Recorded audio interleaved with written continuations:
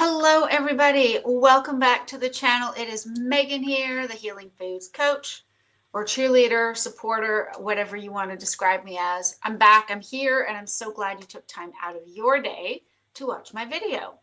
So today's topic is carnivore. There are many ways to do it right, and I want to make that super clear. I know it's easy to feel in this space that maybe there's only one right way to do it. And if you're not doing it like some of the big influencers or gurus, that somehow maybe you've somehow not done carnivore right. And I'm here to let you know that that is not true. There are many ways to do carnivore right. In fact, probably far more ways to do it right than I can count. And the reason for that, I'm not sure what's up with my camera today. The reason for that is because there are so many of us.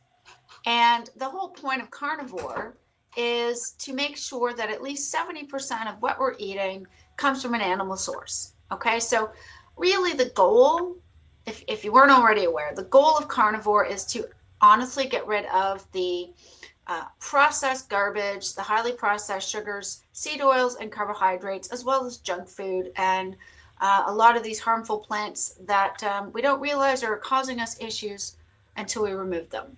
That's the whole point of carnivore. That's why it's such a good way of eating. Now, let me go further and say carnivore does not mean that you must eat steak or lamb every single day. Not at all. And there are a lot of people there who don't like red meat. That's okay. You don't have to have them. If you eat them, they seem to be the highest in density of nutrients, but you don't have to. If you don't like the taste of steak or you don't like lamb, and not everyone does, that's a pretty acquired taste. If you don't like how that stuff tastes, you don't have to eat it. If you are choosing to include dairy in your diet, such as, Greek yogurt or kefir or plain Greek yogurt, that is, if you're choosing to include cheeses, whatever type, or butter, fantastic. That's carnivore. If you're choosing to not include those things, that's also carnivore. If you are choosing to eat eggs, that's carnivore. But if you are also choosing to not have eggs because maybe you have an allergy, that's also carnivore. You might be somebody who absolutely loves fish and seafood. And if that's all you want to eat, that's still carnivore. But if you're like me, and you don't like it, I hate fish. I never feel full, and it always leaves a funny itchy kind of sensation in the roof of my mouth. So I'm sensitive to fish, so I don't eat it. But if you do, you're still carnivore.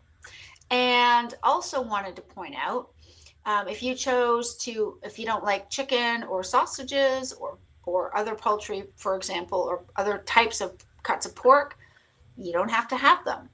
But if all you want to eat is pork or poultry, you are still carnivore. It's an animal source product that you're eating. And I would like to say that there is no one single right way to be carnivore. As long as you have either completely cut out or significantly reduced your total carbohydrate intake, and the majority of what you eat, in other words, 70% of what you're eating or more, is from an animal source, you're a carnivore. However you choose to do it, it's what works for you. So the people who choose to eat a couple of pounds worth of steak every day, and it works for them, and they have better health, and they sleep well, and they're feeling overall great, and they've lost weight, and everything is improved, fantastic. That's right.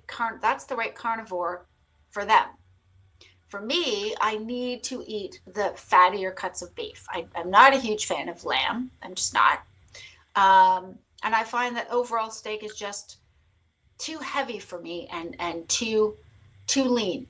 When I eat a regular sirloin, for example, I feel hungry. I often feel hungry right after.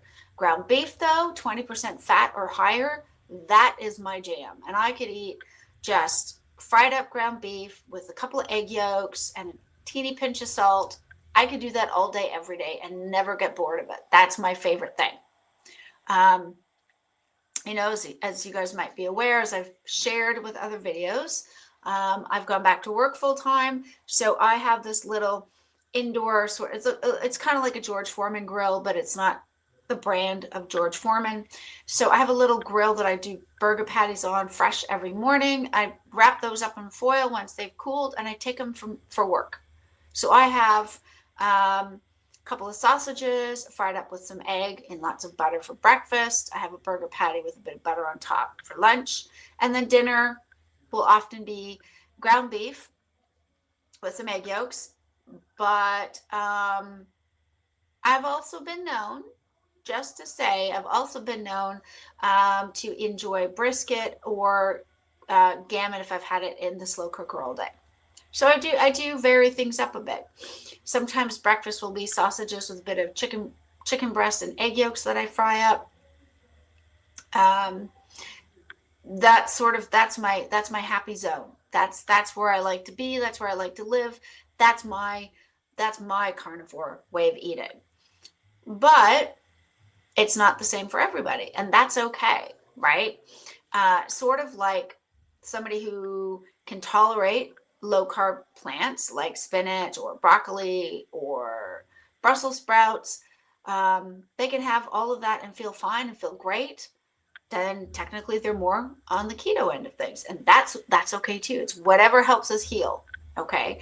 I guess what I really wanted to point out was that it's so important that we find the carnivore that works right for us, but realizing that there's no single one way that you have to eat in order to be a carnivore. There just isn't. And whatever influencers may suggest to make you think that way, it's not true. Okay. Whatever you're doing that helps you have healing and health and to feel the best you could possibly feel, that's the right carnivore for you. It's kind of like, okay, so I'm a Christian. I know a lot of you out there are also Christian. If you're not, that's okay. Hopefully my illustration will still work for you. So whatever other faith you may follow, be it Jewish or Muslim, perhaps you are atheist, or you're just pagan, or just a spiritual, non-decided type of faith. Okay, I think this might apply. What I'm about to share may apply as well, I hope. But for those of us who are Christian, and perhaps the same thing is true if you're Muslim or if you're Jewish, or any of the other main religions, is that it's often easy to feel like you have to fit into a certain rule, right? You have to fit into a certain description to be of that faith. So I'm Christian, have been for 30 years. And yet, there's more than one way to be a Christian. There's more than one way to follow faith and practice faith. Actually, yeah, whatever religious background you choose, or whether you are not really religious, but you're just a spiritual type of person, there's multiple ways to do that. So I'm Christian. However, I also love heavy metal. You know, if you're hearing guitars and drums and screaming, my son's playing some, I think, Slipknot on his vinyl player at the moment in the background. I like a lot of it. I love a lot of thrash metal, a lot of black metal and death metal. I know I don't look like I would, but I do. But I also love jazz, and I love swing jazz, you know, from the 30s and 40s. Oh, Benny Goodman, Glenn Miller. I love that stuff. I also really love 80s Brit pop. So I love Billy Idol and the Eurythmics, and of course Depeche Mode and New Order. So all of this range of music, and The Cure, can't forget The Cure. I love all this range of music, right? It's really hard to pigeonhole me into one place. And the same thing can be said about whatever faith we practice. And I'll speak to Christianity simply because I'm a Christian, is that there are lots of people who love the routine, the set schedule of organized service on a Sunday. Okay. And they love all the different songs and the announcements and the lesson, and then whatever else comes with the sermon or whatever happens that day. And they thrive on that. And that's great. That's perfect. And that works really well for them. But there are those of us who don't want that, our Christianity to be that organized. And we do better with times of quiet reflection and meditation, just spending one-to-one time with God in prayer, reading our own scriptures, having our own time, maybe gathering with a couple of people. We're still Christian, we have different ways that we worship that works for us. And I think the same is also true when it comes to the carnivore way of eating. Whether someone decides to include some low carb vegetables, maybe some berries on top of their diet or not, so whether they're more what we would classify as keto, whether they are more full on carnivore, which is zero carbs of any kind, somewhere in between is where we each can fit. And no one way is better than the other, and no one way is right or wrong. It's just whatever is right for us, for our bodies, for our health. So what works for me in my own personal faith life as a Christian may not work for somebody else. What I choose to eat in my own life as a carnivore is maybe not what works for someone else. And that's okay. And I felt like it was really important to make this quick video just to say, hey guys, listen, find what works for you. Honestly, I think I've said this in many videos. Find what works for you and do that, because that's the way you're going to have the most healing. That's the way you're going to feel the best about yourself. Not just talking even from a spiritual mindset, but just with your overall physical being. So, I take a good 15-minute walk every morning, pretty much. Maybe 1 or 2 days I don't because the weather's too wet. But I'll take a quick walk every morning before I get myself ready to go to work. Why? It gives me that little extra spark of energy. Do I have to? No. Now, for some people, that isn't enough. Some people would prefer to walk for a couple of miles every day on top of their daily life, or get to the gym before they go to work. And you know what? If that works for them and they're feeling amazing and it's helping and it's healing and it's healthy, great. But, again, I guess what I'm saying is I hope you don't feel like you have to do everything exactly the way I do, because we are all unique, incredible, wonderful human beings as God's made us, as our Maker has made us, and we're all different. And so, like I said, again, the things that work well for me may not work for you, but that's okay. We are still part of this carnivore way of eating. We are still trying to find a way from the processed seed oils and sugars and highly addictive carbs and all the crap that is out there that is not doing us any favors, that is absolutely making us sicker and weaker day by day, that we don't need in our diets. All the cakes and the cookies and the ice creams and the baked goods and it's Valentine's, or it's Easter, it's my birthday, it's Christmas. All the excuses to eat the addictive foods that are not helping us. They are, in fact, making us worse. So I think as long as we can all agree that that stuff has to go, however else we approach this carnivore way of eating, it's all good. It's all good. If the ultimate goal is to be as healthy as we can be and get this other garbage out of our bodies, however we choose to get there, whether we choose to include dairy or not, whether we choose to include eggs or not, whether we choose to have fish and seafood, poultry and pork, or just red meat, or a mixture of all of the above, doesn't matter. As long as we are getting dense nutrition in our systems that is going to heal us and help us, that's all that matters. And that way we can all, I think, get to a place and agree that, hey, there isn't one just single way of being carnivore that's right. There's one way that's right for each of us. We have to figure that out.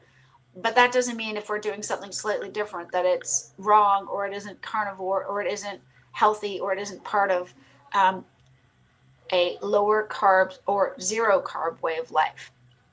Again, ultimately, I got into this because I was really sick. I had severe fibromyalgia, brain fog, in a wheelchair for 8 years, guys, almost 9 of them. Could barely walk around the house, could barely move around the house.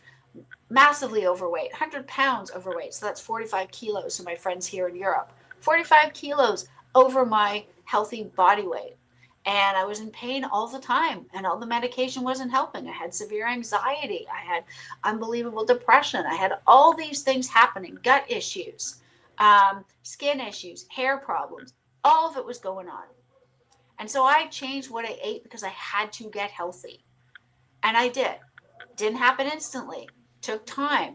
But thankfully, I was able to find my faith in God again through the process. Now, again, this will be helpful whether you are a Christian or not, whether you are whether your faith is that of the Muslim faith, whether yours is of the Jewish faith, whether it is perhaps a pagan or more spiritual, earthy faith, it's all good, right? Whatever helps you connect to something greater, I found, at least for me, the most helpful thing. And all I can say is that we all approach our lives differently, and there is no one wrong, right way to do it. It's only what's right or wrong for each of us as individuals. So for me personally, as I say, I'm a self-professed Christian, with no shame in that. There are many who are. There are also many of you who aren't, and that's totally fine. And we can still be friends, absolutely. I'm simply saying, speaking from what I know of and what my belief is in, there's no one right way to be a Christian, or perhaps to follow other types of faith. That we need to find for ourselves where that works.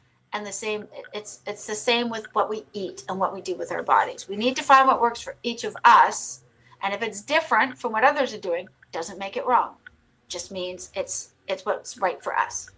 So anyways, guys, I hope you've had a great day. I thank you so much for your time on this amazing Sunday afternoon. You guys are so supportive, and I really do appreciate that. We'll try to get more content out next week. Valentine's is coming up. It's not usually a huge deal in our house because our anniversary is coming a few weeks later. But we might be out. We might be out for a nice meal. We might be up to something. I'll let you know. In the meantime, as you hear a bit of I'm sure no, without a doubt, Slipknot in the background, I hope you've enjoyed the video. I don't know what's going on with my camera. I think my camera's decided to join the mosh pit or something. Not sure. But thank you so much for watching. You guys are amazing. And I'll see you soon with my next video. Bye for now.